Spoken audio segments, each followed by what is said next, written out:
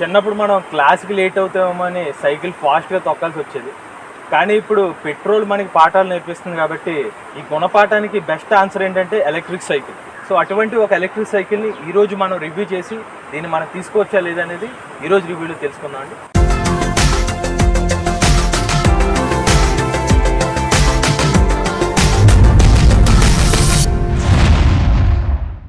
మిత్రులందరికీ ఈవీ తెలుగు ఛానల్కి స్వాగతం అండి. నా పేరు కృష్ణ చైతన్య మండేలా. ఈరోజు మనతో పాటు ESL Get 7 ఎలక్ట్రిక్ సైకిల్ అయితే ఉందండి. ఈ ఎలక్ట్రిక్ సైకిల్ ఎలా ఉంది, అసలు ఎటువంటి యూజర్స్ ఈ ఎలక్ట్రిక్ సైకిల్ తీసుకోవచ్చు అనేది ఈరోజు రివ్యూలో తెలుసుకుందాం. సో మొదటిగా స్ట్రైట్గా పాయింట్కి వచ్చేద్దామండి. ఈ ఎలక్ట్రిక్ సైకిల్లో ముఖ్యమైన భాగం బ్యాటరీ ప్యాక్. ఈ బ్యాటరీ ప్యాక్ మనకు వచ్చి డిటాచబుల్ బ్యాటరీ వస్తుంది అనమాట. పెద్దగా లైట్ వెయిట్ ఏం లేదు. మనం తీసుకుని ఇంట్లో ఛార్జింగ్ పెట్టుకోవచ్చు. ల్యాప్టాప్ ఛార్జర్ లాగా ఒకటి ఉంటుందండి. ఆ ల్యాప్టాప్ ఛార్జర్ పెట్టేసుకుని ఒక 5 to 6 అవర్స్ ఛార్జింగ్ పెడితే మనం ఒక 30 to 40 కిలోమీటర్స్ అయితే ట్రావెల్ చేయొచ్చు. ప్రస్తుతం నా దగ్గర ఉన్నదైతే 11Ah బ్యాటరీ ప్యాక్తో ఉన్న ఎలక్ట్రిక్ సైకిల్ అండి. ఇందులో మొత్తం 3 వేరియంట్స్ ఉంటాయి. ఇంకోటి 13Ah బ్యాటరీ ప్యాక్, ఇంకోటి దాని తర్వాత ఏమో 16Ah బ్యాటరీ ప్యాక్. 11Ah బ్యాటరీతో అయితే 30 to 40 కిలోమీటర్ రేంజ్ అయితే ప్రయాణించవచ్చు. అలాగే 13Ah బ్యాటరీతో అయితే 40 to 50 కిలోమీటర్ రేంజ్ అయితే ట్రావెల్ చేయొచ్చు. ఇక చివరిగా 16Ah బ్యాటరీతో అయితే 70 to 80 కిలోమీటర్స్ అయితే ట్రావెల్ చేయొచ్చు. ఇక ఈ బ్యాటరీ ప్యాక్ మనం starting variant 30 to 40 kilometre range battery pack charging time వచ్చి మనకి 5 నుండి 6 గంటలు పడుతుంది. ఇక తర్వాత వేరియంట్ 50 కిలోమీటర్ రేంజ్ ఇచ్చే ఎలక్ట్రిక్ సైకిల్ అయితే మనకు ఒక 6 to 7 అవర్స్ ఛార్జింగ్ టైం పడుతుంది. ఇక చివరిగా 80 కిలోమీటర్ రేంజ్ ఇచ్చే ఎలక్ట్రిక్ సైకిల్ వేరియంట్ అయితే మనకు ఒక 8 గంటలు ఛార్జింగ్ టైం అయితే పడుతుంది అనమాట. సో సేమ్ ఇదే సైకిల్ ఉంటుంది. బ్యాటరీలు మాత్రం సైజ్ ఒకటే మారుతుంది అనమాట. అంత మించి సేమ్ సైకిల్ అనమాట. బ్యాటరీ ఒకటి చేంజ్ ఉంటుంది. ఇక సైకిల్లో మనం డిజైన్ చూసుకున్నట్లయితే చిన్నప్పుడు మనం తొక్కే సైకిల్తో పోలిస్తే కొంచెం పెద్దగానే ఉంటుంది అనమాట. ముఖ్యంగా ఇక్కడ కాళ్ళ దగ్గర ఉన్న లెగ్ స్పేస్, ఇక్కడ మెటీరియల్ వచ్చి మనకి ఫైబర్ ప్లాస్టిక్తో తయారు చేశారు. ఇక మడ్ గార్డ్స్ వచ్చి మామూలుగా స్టీల్ ఎలిమెంట్ వస్తుంది బ్యాక్ సైడ్ ఫ్రంట్ సైడ్ కూడా. టైర్ సైజ్ వచ్చి మనకి 24 ఇంచ్ వస్తుంది, ట్యూబ్ టైర్స్. అలాగే ముందు వైపు మనం ఏమైనా సామాన్లు పెట్టుకోవడానికి ఒక క్యారేజ్ కూడా వస్తుంది. చిన్నప్పుడు మనం లేడీ బోట్ సైకిల్లో చూసాం కదండి, ఆ టైప్లోనే, కాకపోతే కొంచెం మెటల్ ఫినిష్తో వస్తుంది అనమాట. ఇక సస్పెన్షన్ పరంగా చూసుకుంటే ముందు సైడ్ టెలిస్కోపిక్ సస్పెన్షన్ ఇచ్చారు, బ్యాక్ సైడ్ మనకి 4 సస్పెన్షన్ ఇచ్చారనమాట. కంపెనీ వాళ్ళు చాలా కంఫర్ట్ ఉంటుందని చెప్తున్నారు. బట్ అది కంఫర్ట్గా ఉందా లేదా అనేది మన రివ్యూలో తెలుసుకుందాము. ఇక్కడ మనకి ఫ్రంట్ సస్పెన్షన్, ఇక్కడ బ్యాక్ సైడ్ మొత్తం 4 ఇక్కడ కనిపిస్తే ఇలాంటివి. అలానే ఇక్కడ కాల్ పెట్టుకోవడానికి ఫుట్ రెస్ట్ ఇచ్చారనమాట. వెనకాల ఎవరైతే కూర్చుంటారో వాళ్ళకి కొంచెం కంఫర్ట్గా ఉంటుంది వెనకాల కాల్ పెట్టుకునేటప్పుడు. అలానే కాకపోతే ఇక్కడ మెటీరియల్ చూస్తే కొంచెం రస్ట్ పట్టినట్టు అనిపిస్తుంది. ఏంటో మరి వాళ్ళు కొంచెం సరిగ్గా కోటింగ్ చేస్తే బాగుండు. అలానే మనకి పెడల్స్ ఉంటాయన్నమాట. ఒకవేళ బ్యాటరీ అయిపోతే కనుక సైకిల్ తొక్కుంటే వెళ్ళిపోయే అవకాశం ఉంది. కాబట్టి ఎవరికైనా బ్యాటరీ అయిపోతే ఏంటి అనే క్వశ్చన్కి ఇది ఒక ఆన్సర్ అని చెప్పుకోవచ్చు ఎలక్ట్రిక్ సైకిల్స్ అనేవి. ఇక సీట్ పరంగా వస్తే మనకి ఈ ఒక నార్మల్ సీట్ వస్తుంది అనమాట. ఓకే, ఒక మరీ అంత కంఫర్ట్ కాకపోయినా మీడియం కంఫర్ట్ ఉంటుంది. ఇక బ్యాక్ సైడ్ వచ్చి మనకి అడ్జస్టబుల్ సీట్ అనమాట. ఇది బేస్డ్ ఆన్ ది రైడర్ అనమాట. ఒకవేళ వాళ్ళు వెనకాల ఒకటి కూర్చోడానికి అయితే ఇలాగ అడ్జస్ట్ చేసుకోవచ్చు. లేదా మనం ఏమైనా లగేజ్ పెట్టుకోవాలనుకుంటే దీన్ని అలా ఓపెన్ చేయొచ్చు. ఇలా ఓపెన్ చేసి ఇది మూసేసి ఇక్కడ ఏమన్నా ఒక బ్యాగ్ లాంటిది పెట్టుకుని మనం తాడు కట్టేసుకుంటే కనుక లగేజ్ పర్పస్ కూడా యూజ్ అవుతుంది అనమాట. మల్టిపుల్ యూసేజ్ కోసం ఎలక్ట్రిక్ సైకిల్ డిజైన్ అయితే ఉంటుంది. లేదు మనకి వెనకాల రెస్ట్ కూడా అవసరం లేదనుకుంటే ఎలాగైనా పెట్టుకుని వెళ్ళొచ్చు. బట్ ఇంకో వెనకాల పిల్లలు ఎవరైనా కూర్చున్నప్పుడు అయితే బెస్ట్ ఏంటంటే ఇటువంటిది ఓపెన్ చేసేసి ఇది మళ్ళీ క్లోజ్ చేసేసుకుంటే అది కూర్చోవచ్చు అనమాట. ఓకే, నార్మల్ సీట్, మరీ అంత కంఫర్ట్ అయితే మీరు ఎక్స్పెక్ట్ చేయకండి. కొంచెం హార్డ్గానే ఉంటుంది సీట్ అయితే. ఈ సస్పెన్షన్ పరంగా వస్తే మనం చిన్నప్పుడు సైకిల్ తొక్కినప్పుడు సస్పెన్షన్ ఉండదు కదండి. ఇంచుమించుగా ఇక్కడ సస్పెన్షన్ ఉందనుకుంటున్నాం, కానీ మన రోడ్డు మీద వెళ్తే మనకి పెద్ద సస్పెన్షన్ ఏదో తెలుస్తున్న ఫీల్ అయితే ఉండదు. ఎందుకంటే లైట్ వెయిట్ కావడం వల్ల వన్ ఆఫ్ ది రీజన్ ఏమో. ఎందుకంటే నేను కూర్చుని ఒకసారి టెస్ట్ చేసాను కూడా, ఫ్రంట్ సైడ్ సస్పెన్షన్ కూడా కొంచెం ఇలాగా ప్రెషర్ అప్లై చేసినప్పుడు కూడా పెద్దగా ఆ సస్పెన్షన్ కంఫర్ట్ అయితే ఏం ఫీల్ అవ్వలేదు. మేబీ ఫ్లాట్ రోడ్ కండిషన్లో అయితే మీకు తెలియదండి, సైకిల్ బాగానే వెళ్తుంది, ఫ్రీగా వెళ్తుంది అయితే అనిపిస్తుంది. గొత్తుకూల రోడ్లు వస్తే మాత్రం కొంచెం ఇబ్బంది. అంటే సైకిల్ తొక్కినప్పుడు ఎలా అయితే కాల్ పైకెట్టుకుని కొంచెం మనం నడుపుతామో ఈ సైకిల్ మీద కూడా అంతే. మనం కొంచెం ఏమైనా గొత్తుకులు వస్తే మనం లేచి వెళ్ళాల్సింది అనమాట. ఇక మన సైకిల్లో ఉన్న డాష్ బోర్డ్ దగ్గరికి వద్దామండి. ఇది జస్ట్ ఒక నార్మల్గా చైనా దాంట్లో కనిపిస్తూ ఉంటుంది మనకి. ఇది మొత్తం 4 బ్యాటరీ ఇండికేటర్స్. వన్స్ కీ ఇలా ఉన్నప్పుడు దీన్ని ప్రెస్ చేస్తే వన్స్ ప్రెస్ చేస్తే ఈ బ్యాటరీ అనేది ఇండికేషన్ కనిపిస్తే మొత్తం 1, 2, 3, 4 ఛార్జింగ్ పాయింట్లు ఉంటాయి. ఇక్కడ వన్స్ ఆన్ చేయగానే మనకు లైట్ అనేది వెలుగుతుంది. ఇంకోసారి నొక్కితే ఇంకా ఫోకస్ లైట్ అయితే వస్తుంది అనమాట. ఇది కంప్లీట్గా మీకు ఇంకేం కనిపించదు, ఓన్లీ ఛార్జింగ్ పాయింట్ తప్ప ఇంకేం కనిపించదు ఇందులో. అలానే మనకి ఇక్కడ మోడ్స్ అనేవి ఇక్కడ వస్తాడు. బ్యాటరీ ఇక్కడ ఎంతంత స్పీడ్ మోడ్స్ సెట్ చేసుకోవడానికి. మ్యాక్సిమం ఎలక్ట్రిక్ సైకిల్ తెలిసిందే 25 కిలోమీటర్ టాప్ స్పీడ్. బట్ నేను ఫ్లాట్ రోడ్ కండిషన్స్లో టెస్ట్ చేసినప్పుడు ఫస్ట్ మోడ్లో నాకైతే ఒక 18 కిలోమీటర్స్ టాప్ స్పీడ్ అయితే కనిపించింది. అలానే సెకండ్ మోడ్లో నాకు ఒక 28 to 30 కిలోమీటర్ టాప్ స్పీడ్ వరకు నేను రీచ్ అయ్యాను. ఇక్కడ థర్డ్ మోడ్లో అయితే ఒక 33 కిలోమీటర్ల హైయెస్ట్ స్పీడ్ అయితే రీచ్ అయ్యానండి ఫ్లాట్ రోడ్ కండిషన్స్లో. బట్ ఎప్పుడైతే డౌన్ స్లోప్లో వెళ్తామో అప్పుడు మనకి 40 కిలోమీటర్స్ 45 స్పీడ్ కూడా వెళ్ళిపోతుంది. పెద్దగా మనం థ్రాటిల్ కూడా ఇవ్వాల్సిన అవసరం లేదు.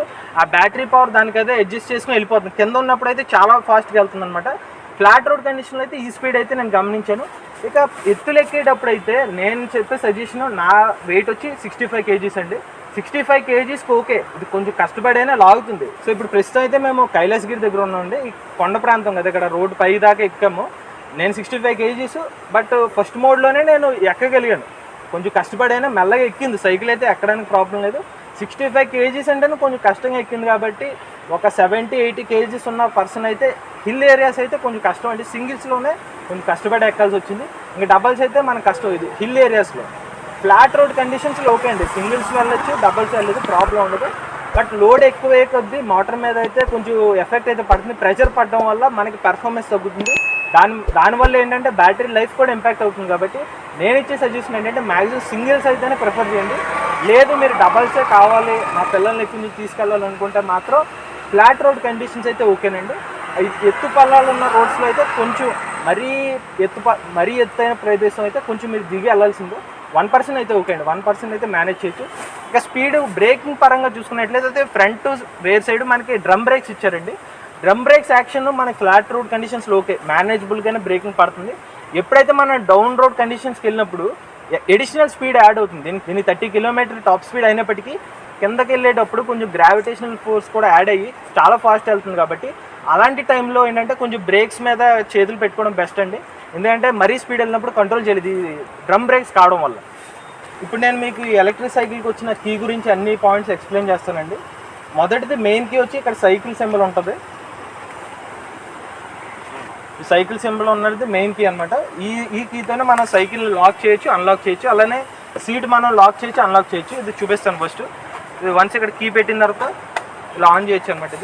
దీని తర్వాత దీన్ని యూజ్ తర్వాత ఏముంటుందంటే ఇక్కడ మన సీట్ ఉంది కదండి, ఈ బ్యాటరీ ప్యాక్ బయటికి తీయాలంటే ఈ సీట్ అనేది ముందు అన్లాక్ చేసుకోవాలి. అప్పుడు మాత్రం ఈ బ్యాటరీ ప్యాక్ పైకి తీసుకుంటాం. కాబట్టి ఈ కీ పెడతాం, సైకిల్ సింబల్ ఉన్న కీ ఇక్కడ పెట్టి అన్లాక్ చేసాం. ఇప్పుడు సీట్ అయితే ఇటు టర్న్ అయింది కదండి. ఓకే, ఇప్పుడు ఇక్కడ గ్రీజ్ లాంటిది ఇవ్వడం వల్ల బెటర్ ఏంటంటే కొంచెం ఇక్కడ ఏమైనా కవర్ చేసుకోండి. ఎందుకంటే ఈ సైకిల్ అన్ని సైకిల్కి ఇలా వస్తుంది అనుకోండి, బట్ ఇక్కడ ఇలా ఇవ్వడం వల్ల కొన్నిసార్లు సీట్ లేపేటప్పుడు చేతికి ఇది అంటుకుంటుంది గ్రీజ్ లాంటిది. సో మీ డ్రెస్ అనేది ఖరాబ్ అయ్యే అవకాశం ఉంది. సో ఇది కొంచెం చూసుకోండి. సో వన్స్ ఇది ఓపెన్ చేసిన తర్వాత ఇక్కడ బ్యాటరీ లాక్ చేసి ఉంటుంది. మళ్ళీ ఆ బ్యాటరీని అన్లాక్ చేయడానికి ఇంకొక కీ వాడాలి. ఈ కీ మీద మనకు ఒక చైనా సింబల్ లాగా ఉంటుంది. సో ఈ కీని వాడి మనం అయితే బ్యాటరీని అన్లాక్ చేద్దాము. సో ఈ బ్యాటరీని ఫుల్గా ఇటు తిప్పితే మనకు అన్లాక్ అవుతుంది అనమాట.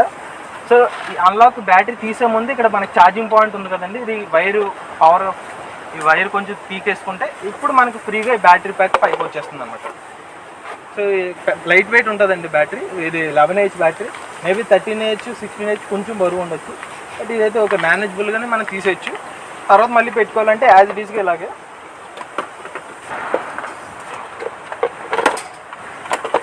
పెట్టేసుకున్న తర్వాత మళ్ళీ ఇదిగోండి, ఇది సేమ్ ఈ చైనాకి ఉంది కదండి. మళ్ళీ ఒకసారి దీని ఇటు తిప్పేసుకుంటే 2 సార్లు ఇది బ్యాటరీ లాక్ అయిపోద్ది అన్నమాట. కొంచెం మనకి షేక్ అవ్వకుండా ఉంటుంది.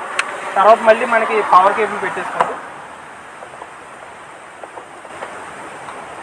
దాని తర్వాత మళ్ళీ సీట్ మనం క్లోజ్ చేసుకున్న తర్వాత మీకు చెప్పాను ఇందాక సైకిల్కి ఉంది కదండి, దీంతో మళ్ళీ ఈ సీట్ని లాక్ చేసేసుకుందాము. అలానే ఇక్కడ బ్యాటరీ ప్యాక్ ఇక్కడ ఉంది కదండి, మీరు డిటాచ్ చేసుకున్న తర్వాత ఇక్కడ ఈ పాయింట్ దగ్గర ఈ ఛార్జర్తో మనం ఛార్జింగ్ పెట్టుకోవచ్చు. సింపుల్ మన ల్యాప్టాప్లు ఉంటాయి కదండి, ఆ ల్యాప్టాప్ ఛార్జర్ ఇక్కడ ఇలా పెట్టేసుకుని 3 పిన్ ప్లగ్లు ఇది పెట్టేసుకుంటే మనం ఇంకా ఛార్జింగ్ ఎక్కేస్తుంది. దాని వల్ల ప్రాబ్లం లేదు. ఒక 5 to 6 అవర్స్లో ఛార్జింగ్ అయిపోద్ది. ఇక చివరిగా మనకి సైకిల్ లాక్ ఇక్కడ కీ లాగా ఏం లేదు కాబట్టి బ్యాక్ టైర్ మనం లాక్ చేసుకోవచ్చు, అన్లాక్ చేసుకోవచ్చు. దానికోసం ఇక్కడ డాట్ ఉంది కదండి, ఈ కీ వాడుకోవాలి. ఈ డాట్ అన్న కీ వాడి ఇక్కడ పెట్టి ఒకసారి అలా తిప్పండి. యాంటీ క్లాక్ వైజ్ తిప్పితే ఇది లాక్ అయిపోద్ది అనమాట. మీరు చూడొచ్చు, ఇది సైకిల్ ఇంకా సౌండ్ వచ్చింది కదా, తిరగదు ఇది. ఒకవేళ మీరు అన్లాక్ చేసుకోవాలంటే మళ్ళీ ఇది ఇలా పెట్టుకుని రివర్స్లో తిప్పితే ఇది అన్లాక్ అయిపోద్ది. సో అప్పుడు మళ్ళీ సైకిల్ అయితే తిప్పుకోవచ్చు. సో అంటే లాకింగ్ పరంగా మీరు సేఫ్టీ అనమాట.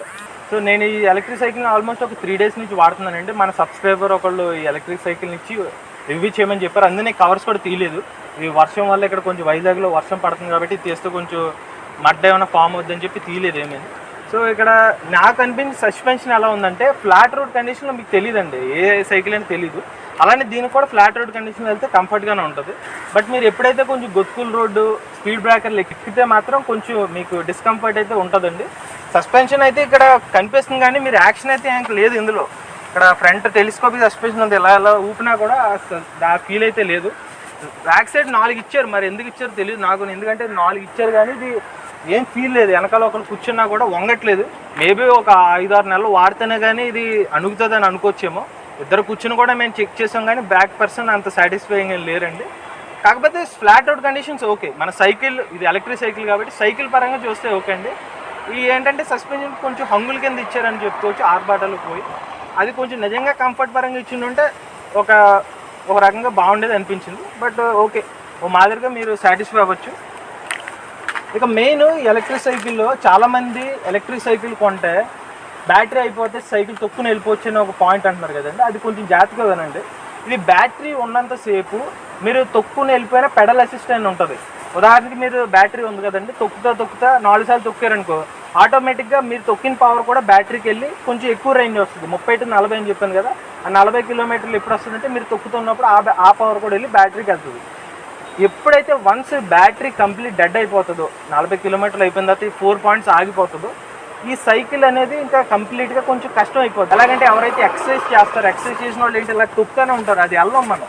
అలానే ఇది కూడా తొక్కుతూనే ఉంటారు కానీ పెద్దగా వెళ్ళరు. మీరు ఒక 5-6 కిలోమీటర్ టాప్ స్పీడ్ నుంచి వెళ్ళలేరు, ఎందుకంటే బాగా టఫ్గా ఉంటుంది.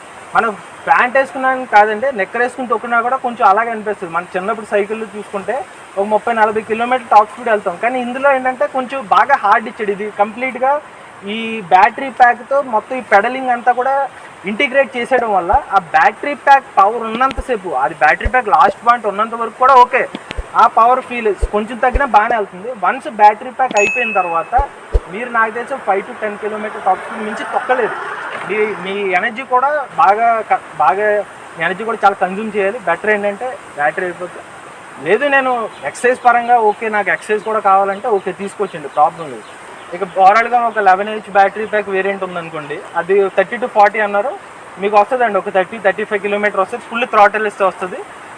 లేదు కొంచెం పెడల్ అసిస్ట్ చేస్తే ఒక 40-45 దాకా వస్తుందండి ఈ ఎలక్ట్రిక్ సైకిల్లో.